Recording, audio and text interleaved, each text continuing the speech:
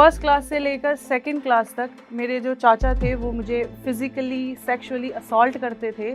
उनका private parts पे मार के जाना ये नॉर्मल था। मैं मना भी करती थी अपनी मदर को कि मुझे नहीं जाना है पढ़ने के लिए, बट मेरी मदर को लगता था कि शायद मैं पढ़ने के बहाने से नहीं जाना चाहती हूँ। एक बार का इंसिडेंट ऐसा है कि मैंने उससे कहा कि मुझे तेरे साथ नहीं रहना, और वो इतना गुस्से में आया, उसने मेरा बाल पकड़े और मेरा सर डैशबोर्ड पे।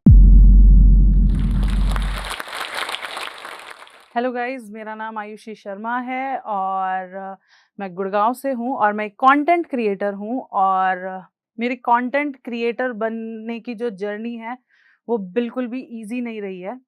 वो बहुत ज़्यादा अप्स एंड डाउन से भरी हुई है। और इसकी शुरुआत होती है वहाँ से जहाँ पे मैं एक छोटी बच्ची हुआ करती थी। मैं पैदा हुई थी झुंझुनू में, जो कि है राजस्थान में। बहुत छोटा सा गाँव है। यहाँ पे मेरा फैमिली बैकग्राउंड ऐसा था जहाँ पे औरतों को ट्रेन किया जाता था अपनी चीज़ें, अपने इमोशंस छुपाने के लिए, कोई भी चीज़ें ना बताने के लिए, मारना पीटना जहाँ पे नॉर्मल है। तो मैं एक ऐसे परिवार से थी। मेरे फादर साहब जो थे वो मुंबई में थे और ट्रक ड्राइवर हैं वो। तो शुरुआत करते हैं वहाँ से जब मैं फर्स्ट क्लास में थी, जहाँ से मुझे याद है। फर्स्ट क्लास से लेकर सेकंड क्लास तक मेरे जो चाचा थे वो मुझे फिज़िकली सेक्सुअली असॉल्ट करते थे। मुझे पढ़ाने के बहाने मुझे भेजा जाता था उनके पास, और मैं मना भी करती थी अपनी मदर को कि मुझे नहीं जाना है पढ़ने के लिए, बट मेरी मदर को लगता था कि शायद मैं पढ़ने के बहाने से नहीं जाना चाहती हूँ। बट उनको नहीं पता था कि जो मेरे साथ होता है शायद मैं उन्हें बता भी नहीं पाती कि मेरे साथ क्या होता है। मुझे खुद को भी नहीं पता चलता था कि मेरे साथ होता भी क्या ही है। फिर जब मैं पढ़ने जाती थी तो जो मेरे चाचा थे वो मेरे भाई को भेज दिया करते थे टॉफ़ी लाने के लिए, और मैं कहती थी मुझे भी साथ में ही जाना है उसके, बट वो मुझे रोक दिया करते थे। तो मुझे वहीं उनके साथ रहना पड़ता था, और वो जो कुछ भी मेरे साथ होता था फिर वो फ़ेस करना पड़ता था। उनका इधर-उधर हाथ लगाना, तो वो सब कुछ था। फिर एक टाइम आया कि जब हमें शिफ्ट होना था, जब मैं थर्ड क्लास में थी, तो मेरी मदर और हम लोग शिफ्ट हुए बीकानेर में। तब हम बीकानेर में आए तो मुझे लगा कि चलो इस चीज़ से तो थोड़ा-सा मैं दूर हो चुकी हूँ। अब मैं उस समय बहुत ज़्यादा खुश थी कि ये सब चीज़ें मुझे और फ़ेस नहीं करनी पड़ेगी। फिर हम बीकानेर शिफ्ट हुए जहाँ पे मेरी मदर जो थी वो मेरी चाची के अंडर काम करती थी। ₹500 महीने का मेरी मदर को मिलता था, जिसके अंदर से मेरी मदर को मुझे और मेरे भाई की पढ़ाई, खाना-पीना, कपड़े सब देखना होता था। एक्स्ट्रा इनकम के लिए मेरी मदर जो थी वो हॉस्टल के अंदर वॉशरूम साफ़ किया करती थी लड़कियों के, ताकि एक्स्ट्रा इनकम हो जाए। फिर ऐसे करते-करते बीकानेर के अंदर जब मैं स्कूल जाती थी, तब रोड पे जाते वक़्त लोग छेड़ते थे। उनका प्राइवेट पार्ट्स पे मार के जाना ये नॉर्मल था उन लोगों के लिए, बट मेरे लिए नहीं था। मुझे बिल्कुल अच्छा नहीं लगता था, और बीच में ऐसा टाइम आया जब मैंने स्कूल जाना ही छोड़ दिया। फिर मुझे थोड़ा-सा फ़ोर्स किया गया, मेरे भाई ने मुझे फ़ोर्स किया और वो मेरे साथ जाने लगा, और ये सब कुछ चलता रहा। और ऐसे करते-करते मैंने अपनी 12th पास कर ली। फिर फर्स्ट ईयर में जब मैंने सोचा कि मुझे खुद का पैसा कमा लेती हूँ ताकि मैं अपने आप को एक अच्छी एजुकेशन दे पाऊँ, तो मैंने स्कूल के अंदर जॉब करना स्टार्ट कर दिया और सोचा कि अपने स्कूल का खर्चा, अपने कॉलेज का खर्चा मैं खुद उठा लूँ ताकि मैं अपने परिवार को भी थोड़ी-सी हेल्प कर पाऊँ। तो मैं एक स्कूल में लगी, मैं वहाँ पे जॉब करने लगी, मेरा कॉलेज का फ़ीस, जाना सब कुछ मैं देख लेती थी। इसी दौरान मुझे टीवी में देखते-देखते एक एयर होस्टेस पसंद आई और मैंने सोचा कि मुझे भी एयर होस्टेस बनना है। तो इसी दौरान मैंने अपने घर वालों से बहुत लड़ाई की कि मुझे जयपुर जाना है और मुझे एयर होस्टेस बनना है और इसकी पढ़ाई मुझे करनी है। तो बहुत लड़ाई के बाद उन्होंने मुझे जयपुर जाने के लिए बोल दिया कि ठीक है, आप जा सकती हो। पैसे घर वालों से ले नहीं सकती थी, तो जयपुर में जाके रिसेप्शनिस्ट की जॉब करनी पड़ी एक जिम के अंदर। उस दौरान मैं इंटरव्यूज़ भी देती थी, बट मेरा सिलेक्शन नहीं हो पा रहा था क्योंकि कोई रीज़न्स थे, मेरे टैटूज़ थे, तो उस वज़ह से मेरा सिलेक्शन नहीं हो पाता था, तो मैं रिसेप्शनिस्ट की जॉब में ही रह गई। मीनव्हाइल मैं लोगों को कनेक्ट करती थी, उनसे पूछती थी कि अगर आपकी नज़र में अगर कोई जॉब हो तो आप मुझे बताना, अगर कोई वैकेंसी आए तो मुझे बताना। और इस दौरान मेरी मुलाकात एक इंसान से हुई, जिसने मेरी ज़िंदगी को पूरा बदल दिया, जो मैंने सोचा भी नहीं था कि ऐसा हो जाएगा। तो मैं जिस जिम में जॉब करती थी रिसेप्शनिस्ट का, वहाँ पे मुझे एक लड़का मिला और उससे बातचीत होने लगी, दोस्ती हुई। और फिर दिवाली का टाइम था, जब एक दोस्त को जैसे आप बताते हैं, मैंने उसको बताया कि मेरी सैलरी नहीं आई और मुझे घर जाना है, शॉपिंग के लिए पैसे नहीं हैं। मैंने उसे बस इतना बताया, तो उसने मुझे 20,000 रुपीज़ उसने मुझे लाके दे दिया और उसने मुझे कहा कि तुम ये रख लो, जैसे ही तुम्हारे पास पैसे आएँगे तुम मुझे वापस दे देना। मैंने मना किया क्योंकि मैं नहीं ले सकती थी, बट स्टिल उसने ज़बरदस्ती करके मुझे पैसे दे दिए और मैं लेके आ गई। जब मैं उस पैसे को अपने घर लेके आई हूँ, तो जो मेरी रूममेट्स थी 2, उन दोनों ने वो पैसे मुझसे ले लिए। मुझे बातों में फँसा के कि तुझे वापस दे देंगे जैसे ही हमारे पास आएँगे। तो मैंने भी उन पे ट्रस्ट कर लिया और मैंने कहा ठीक है। फिर जब मैं दिवाली वाले टाइम पे थोड़ा अपने घर के अंदर अपनी चीज़ों में बिज़ी हो गई, तो मैं उस दोस्त को टाइम नहीं दे पाई, मैं उससे बातें नहीं कर पाई। तो जैसे ही मैं जयपुर वापस आई, मैं अपनी जॉब पे थी, उसने मुझे कॉल किया, मुझे धमकाया कि मैं अभी तेरे जॉब पे आके सबके सामने तेरी इतनी बेइज़्ज़ती करूँगा कि तूने मुझसे पैसे लिए हैं, और बहुत गंदी-गंदी गालियाँ दी मुझे कि तूने मुझसे पैसे लिए, तू मुझे पैसे वापस नहीं दे रही है। तो मैं उससे मिलने गई नीचे और उसने मुझे 5 मिनट के अंदर सॉरी बोल दिया और मैंने उसे माफ़ भी कर दिया। मैंने सोचा कि ठीक है, कोई बात नहीं, ऐसा हो जाता है, गुस्सा आ गया होगा। और मैं वापस अपने फ्लैट पे गई, तो मैंने अपनी दोस्तों से कहा कि मुझे पैसे वापस चाहिए, मुझे उसको वापस देने हैं जिसके पैसे हैं वो। उन लोगों ने मुझे मना कर दिया कि हम नहीं देंगे, हमारे पास नहीं है। मैं फँस गई क्योंकि मेरे पास पैसे थे ही नहीं। मेरी 15,000 की जॉब में मैं उसे 20,000 कैसे देती? मुझे अपनी रेंट भी देनी थी, खाना भी और सारी चीज़ें थी, तो मैं उसे नहीं दे पा रही थी। तो मैंने उसे कॉल किया, मैंने उसे बोला कि अभी मेरे पास पैसे नहीं हैं, जैसे ही आएँगे मैं तुझे वापस दे दूँगी, क्योंकि मेरी दोस्तों ने मुझसे पैसे ले लिए हैं, अब वो मुझे नहीं दे रही हैं। तो उसने क्या किया, उसने मुझे बोला कि तुम अपना फ्लैट छोड़ दो, मैं लेके चलता हूँ, वहाँ पे रह लो। तो जहाँ वो लेके गया, मैं चली गई उसके साथ, क्योंकि मुझे अपना फ्लैट छोड़ना ही पड़ा। मैं उसके उस घर में रहती थी, जहाँ पे थोड़े टाइम बाद वो खुद ही शिफ्ट हो गया। मैंने उसे बोला कि आई एम नॉट कंफर्टेबल, मैं नहीं रह पाऊँगी तेरे साथ ऐसे, मुझे आदत नहीं है, मैं किसी लड़के के साथ नहीं रह सकती। उसने कहा ये सब तो चलता है, नॉर्मल है। तो मैं उसके साथ रहने लगी, ना चाहते हुए भी मुझे रहना पड़ा। फिर थोड़े टाइम में उसने मुझे मेरी जॉब छुड़वा दी, उसने मुझे कोई जॉब नहीं करने दी। इस दौरान लड़ाइयाँ होती थी, मारना-पीटना वो बहुत ज़्यादा होने लग गया। धीरे-धीरे वो इतना ज़्यादा वॉयलेंट होने लग गया, उसको खुद को ही नहीं समझ में आता था। वो मुझे मारता था, फिर वापस आके सॉरी बोल देता था और मैं सोचती थी शायद ये होगा आज, नहीं तो कल सही हो जाएगा। शायद यही मेरा फ्यूचर है, इसको एक्सेप्ट करना है। अभी ये मार रहा है, क्या पता मैं इसे बदल दूँ, क्या पता ये चेंज हो जाए, क्या पता ये मुझे अच्छे से ट्रीट करने लग जाए, बट ये नहीं हुआ। तो एक बार का इंसिडेंट ऐसा है कि मैंने उससे कहा कि मुझे तेरे साथ नहीं रहना, और हम गाड़ी में जा रहे थे, हम उसकी कार में थे। मैंने उससे कहा कि मुझे तेरे साथ नहीं रहना, मैं ऐसे नहीं रह सकती हूँ, मुझे घुटन होती है।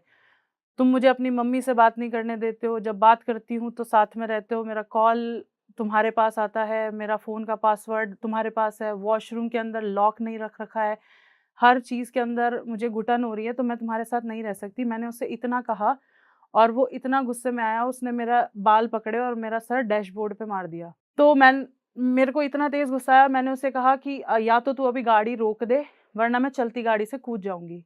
उसने नहीं सुनी, उसने गाड़ी की स्पीड इतनी तेज़ कर दी कि उसको लगा कि शायद वो स्पीड तेज़ करेगा तो शायद मैं नहीं ऐसा कोई कदम उठाऊँगी। बट उस समय मुझे कुछ समझ नहीं आ रहा था, तो मैंने अपनी गाड़ी का दरवाज़ा खोला और मैं चलती गाड़ी से कूद गई।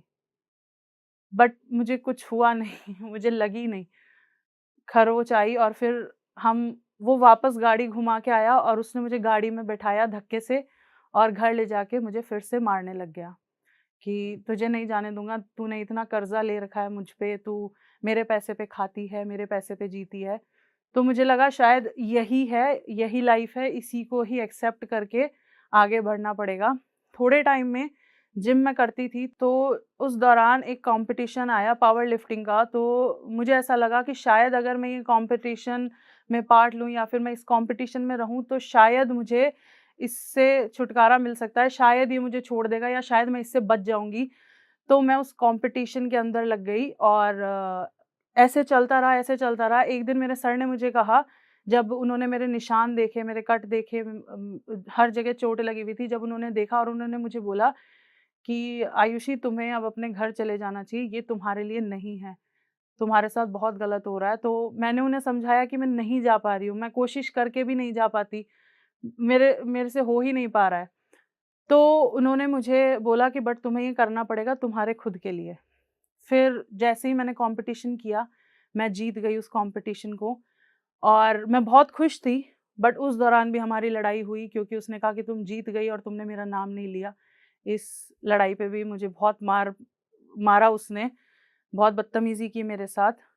और फिर एक दिन आया जब होली थी, तो मैंने उससे कहा कि मुझे होली अपने घरवालों के साथ बनानी है। मैं इस बार होली अपने घरवालों के साथ बनाना चाहती हूँ, प्लीज़ मुझे जाने दे। मैं पक्का प्रॉमिस वापस आ जाऊँगी, तेरे पास ही आऊँगी, तुझे छोड़ के कहीं नहीं जाऊँगी। मैंने उसे डरते हुए ये कहा। रात को 3 साढ़े 3 बजे तक हमारी दोनों की बहस चली है। 4 साढ़े 4 बजे तक उसने लड़ाई करना शुरू कर दिया। फिर उसने मुझे मारना शुरू कर दिया और इतना मारा, मुझे दीवार पे मेरा सर मारा, मुझे चाँटे मारे, मेरा गला दबा दिया, मेरे सर पे बॉटल फोड़ दी। और उस दौरान मुझे कुछ समझ ही नहीं आ रहा था। सब जगह से खून निकल रहा है, मेरे कपड़े फट चुके थे। तो मैं भाग के पास वाले फ्लैट में गई। मैंने उन लड़कों को बोला, प्लीज़ मेरी हेल्प करो, मुझे बहुत ज़्यादा मारा जा रहा है, प्लीज़ मुझे बचा लो इस आदमी से। तो मैं उन लड़कों के पास गई, वो कुछ 5 लड़के थे। उन्होंने मुझे कहा कि ठीक है, हम देखते हैं आपको कौन मार रहा है। वो आए, मैं उन लड़कों के पीछे छुपी हुई थी। तो उन लड़कों ने मुझे देखा और उसको बोला कि भाई क्यों मार रहे हो? तो उसने खाली इतना कहा कि ये पैसे के लिए रहती है, इसने मेरे बहुत पैसे खाए हैं। तो उन लड़कों ने मुझे वापस मेरा हाथ पकड़ा और घर के अंदर डाल के गेट बंद कर दिया और चले गए। और उनकी आवाज़ मुझे आई कि इन लोगों का मैटर है, ये देख लेंगे, हमें नहीं पड़ना लड़की के मैटर में। और वो मुझे उसके साथ छोड़ के चले गए। फिर मुझे कुछ समझ नहीं आया कि अब मैं क्या करूँ? तो फिर मैंने अपने फैमिली मेंबर को फ़ोन किया और मैंने उनको कहा कि प्लीज़ मुझे आओ, मुझे यहाँ से लेके जाओ।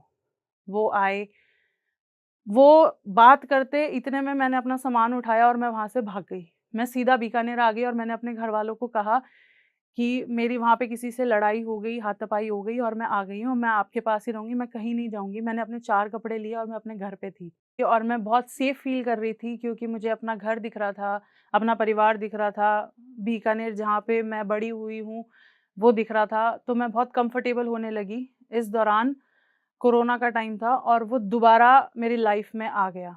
वो बीकानेर ही आ गया और उसने मुझे परेशान करना चालू कर दिया। उसने मुझे कहा कि अगर तू बाहर नहीं आएगी तो मैं तेरे घर में आ जाऊँगा। मैं और डर गई, मैं उससे मिलने गई। मैंने सुसाइड करने का दोबारा सोच लिया, क्योंकि मैं परेशान हो चुकी थी और मेरे को ये था कि अब ये बीकानेर के अंदर है, अब मेरे घरवालों की इज़्ज़त और चली जाएगी अगर ये यहाँ पे कुछ हुआ तो। तो मैं सुसाइड करने के लिए कूदने निकल पड़ी थी और मैं कूदने वाली थी और जैसे ही मैंने अपनी आँखें बंद की, मुझे खाली 2 फेस दिखाई दिए, एक मेरी माँ का था और मेरे भाई का था। और मेरे भाई का, जिसने मुझे ये कहा था कि हम परिवार हैं, कुछ भी होगा हम देख लेंगे। तो टेंशन मत ले, तुझे बहुत सारी प्रॉब्लम से जा रही है बट कोई बात नहीं, हम सब देख लेंगे। बस ये याद आया तो मैं वापस घूम के गई उसके पास। मैंने उसकी आँखों में देखा और मैंने उससे कहा कि अब नहीं डर लग रहा तेरे से, अब कुछ हो ही नहीं रहा, अब तू मुझे छोटा-सा दिख रहा है। मुझे ऐसा लग रहा है कि अब तू मेरा कुछ भी नहीं कर सकता। मेरा घर वहाँ पे है, अगर तुझ में है हिम्मत तो तू जा सकता है। मैं तेरे से नहीं डरने वाली। ऐसा किया और वो अपनी गाड़ी में बैठा और वो वापस चला गया। उस दौरान कुछ भी नहीं था, ना वो कॉल करता था, ना वो मुझे परेशान करता था, क्योंकि उसे पता चल गया था कि अब मैं नहीं डर रही हूँ उससे। फिर कोरोना चल रहा था, कुछ काम था नहीं, मेरे पास जॉब नहीं थी, तो मैंने इंस्टाग्राम पे देखा लोग रील्स बना रहे थे। मैंने भी अपनी मदर के साथ कंटेंट बनाना शुरू कर दिया। मैं अपनी मदर के साथ कंटेंट बनाती थी। फिर धीरे-धीरे करते-करते मुझे फ़ेम मिलने लगा। मेरे 50,000 फॉलोवर्स हुए और फिर कोरोना भी हट चुका था। तो मैंने अपनी मदर को बोला कि मैंने कहा आप चल रही हैं मेरे साथ गुड़गाँव? तो उन्होंने कहा कि बेटी पे बोझ तो नहीं बना जाएगा। मैंने कहा आप मेरा ध्यान रखना, मैं आपका ध्यान रखूँगी और वो तैयार हो गई और मुझे इस चीज़ की ज़्यादा खुशी थी कि मैं भी उनको उस सिचुएशन से बाहर निकाल पा रही हूँ, जिससे वो भी 25 सालों से सहन करती आ रही है। उन्होंने भी अपनी ज़िंदगी में कुछ नहीं देखा था, तो मैं भी उनके लिए कुछ अच्छा करना चाहती थी। तो मैंने अपने पूरे घर से लड़ाई की।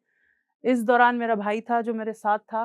पूरा घर मेरे खिलाफ हो चुका था। उन्हें लग रहा था कि क्योंकि मैं एक जॉइंट फैमिली से थी, पूरा घर मेरे खिलाफ था, क्योंकि औरतों को ऐसा करना अलाउड था ही नहीं। जो मैं कर रही थी, वो तो बिल्कुल भी अलाउड नहीं था, तो उन लोगों को नहीं समझ में आया। उन्होंने बहुत कोशिश की कि वो मुझे और मेरी मदर को रोक ले, बट वो नहीं हो पाया। तो मैंने अपनी मदर को लिया और हम गुड़गाँव चले गए। मैंने जॉब ढूँढी। जॉब के साथ-साथ मैं अपनी मदर के साथ कंटेंट बनाती थी। डेली बेसिस पे हम कंटेंट बनाते थे।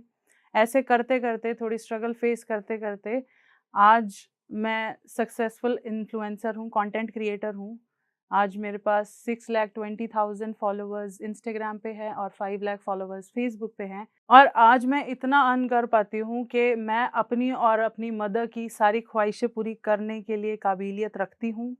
और जो लोग मेरे अगेंस्ट थे, उन लोगों के लिए भी ये बहुत बड़ी बात है कि मैं इतना अर्न कर पाती हूँ कि मैं सेल्फ इंडिपेंडेंट हूँ। मैं सारी चीज़ें कर सकती हूँ खुद से, मेरे मेरे साथ-साथ मेरी मदर की भी। और आज मैं इस लाइफ़ के अंदर बहुत ज़्यादा खुश हूँ, क्योंकि मेरे पास इतने प्यारे दोस्त हैं जो एक कॉल पे मेरे पास होते हैं। एक इतना प्यारा रिश्ता है जिसने मुझे ये दिखाया कि औरतों को खाली मारा ही नहीं जाता, उनसे प्यार से भी बात की जाती है। चाहे आप कितने भी गुस्से में हो, आपकी आवाज़ भी ऊँची नहीं होती है। बस मैं आप लोगों से यही कहना चाहती हूँ, वक़्त है और वक़्त की ख़ासियत है कि ये बदल ही जाता है। बस प्रोसेस में बने रहो।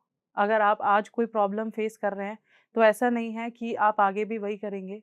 अगर आप गिरते हैं, तो दोबारा खड़े होइए, दोबारा लड़िए, सारी प्रॉब्लम्स फेस कीजिए और आगे बढ़िए। Thank you so much.